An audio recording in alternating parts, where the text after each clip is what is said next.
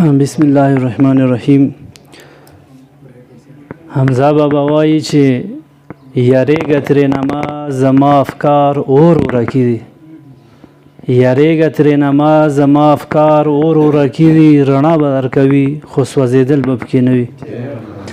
په دې ښکلي محفل کې ټولو مشرانو، کشرانو، ماشومانو او د خیبر ادبي ملګري ټولو شاعرانو ادیبانو ته ستړي مشي وایم او هرکلی وایم. الله تعالی مو محفلونه همدغه رنګه خوشحال آباد او فعال لره. بالخصوص عطاالله احسان صاحب او د هغوی ټول خاندان ته مبارکي ورکوم. یقینا چې شعر شاعري کول دا یو سپېڅلی کار دی. شعر شاعرۍ سره د انسان په حکمت کې اضافه کیږي، علم زیاتیږي او د ټولو نه ښه نشاني دا ده چې کوم ځای کې شعر شاعري کیږي نو هلته به امن وي، ځکه چې شعر شاعري د امن سبق ورکوي او کوم ځای کې چې امن وي هلته به خوشحالي وي او کوم ځای کې چې خوشحالي وي نو هلته به ترقي وي او هغه خلک به ډېر په خوشحاله سره ژوند تیروي. ډېر وخت هم نه اخلم. یو شعر دی چې پرېږده چې منصور غوندې په دار مې کړي دا خلک، پرېږده چې منصور غوندې په دار مې کړي دا خلک، چې راز د محبتو ما ویلی سله و مهرباني. او اوس به یو غزل شریکم صدر محفل په اجازه سره چې څوک چې د خپلو منزلونو ډیوې بلې ساتي، څوک چې د خپلو منزلونو ډیوې بلې ساتي، هغه د تل د مزلونو ډیوې بلې ساتي.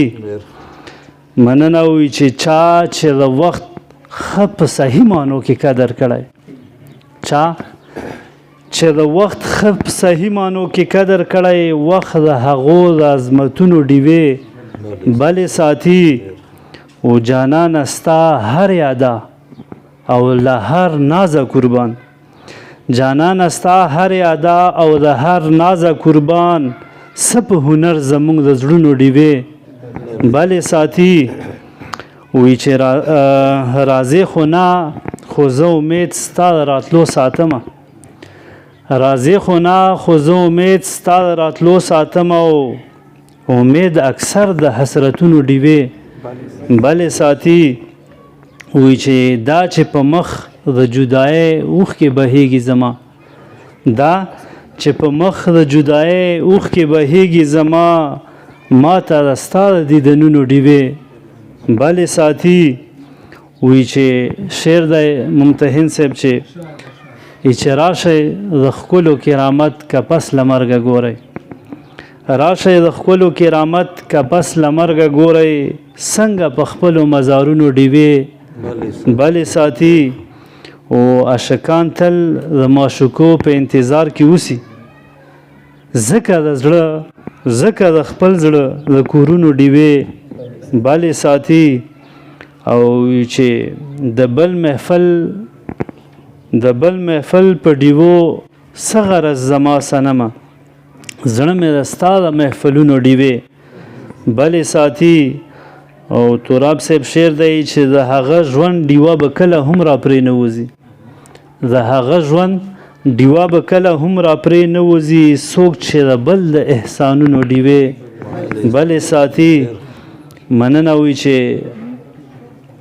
بهار صاحب شعر دی چې عشقه د ستا د لیونتوب له کرامته نظر، عشقه د ستا لیونتوب له کرامته نظر، څنګه زما د غزلونو ډیوې بلې ساتي. او اخیری شعر دی چې څه وشو ما د زړه پر هر که رغېدلو نه دی، څه وشو ما د زړه پر هر که رغېدلو نه دی، لیوني تل د پرهرونو ډیوې بلې ساتي. مننه.